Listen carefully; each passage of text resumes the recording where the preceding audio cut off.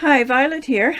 In my last video or two, I've mentioned making a sunflower quilt, and I've just about finished it. I still can do some extra quilting on some of the blocks, but it's all joined together and quilted quite a bit.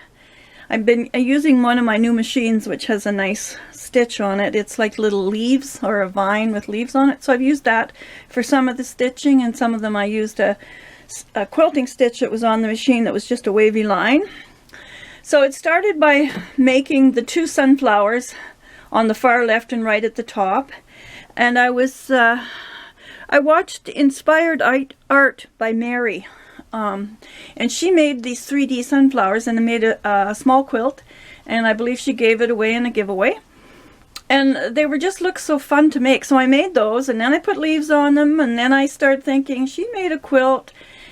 And then I remembered I had these blocks made into a quilt from years ago, and I had never put it together. So I got that out, the ones with the autumn leaves, part of it, and I sewed them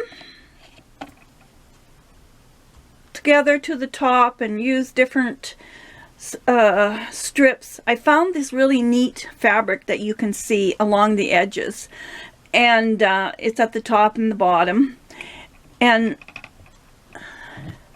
it has sunflowers all over it. There was a quilting store not too far from me, and I found this sunflower fabric when I was doing the Pixie Girls, because some of them were sunflowers, and then I had to go back and get some more to do the borders of this.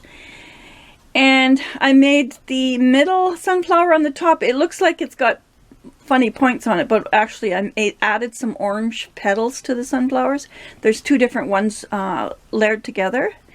And then these big sunflowers that I appliqued onto the quilt were on a fabric panel, and I cut them out, which took a while, and appliqued them onto the top. There's a few little bees appliqued on, and over on the top side there's some little sunflowers that I'm going to stitch on. They're just tacked on there for now.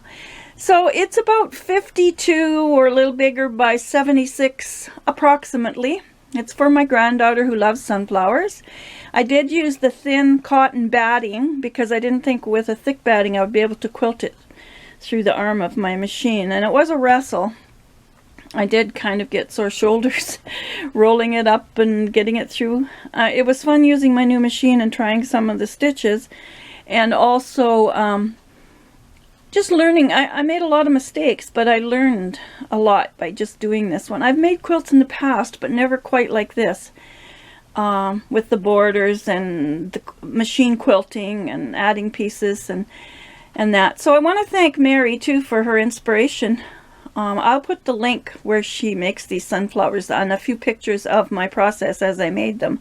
It was fun, and I really enjoyed doing something for my granddaughter who loves sunflowers, so she'll get her quilt for Christmas.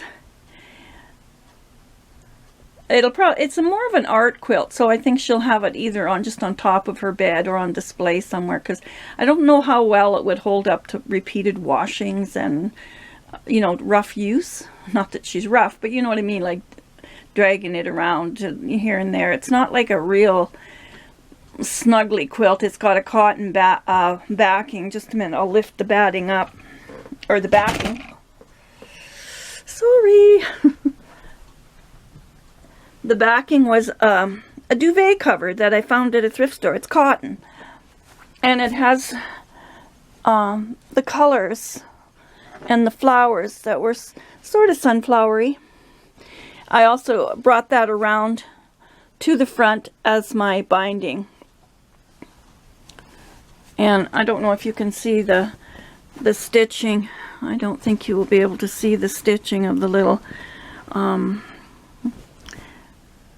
these little vine leaves, and then this is the wavy one.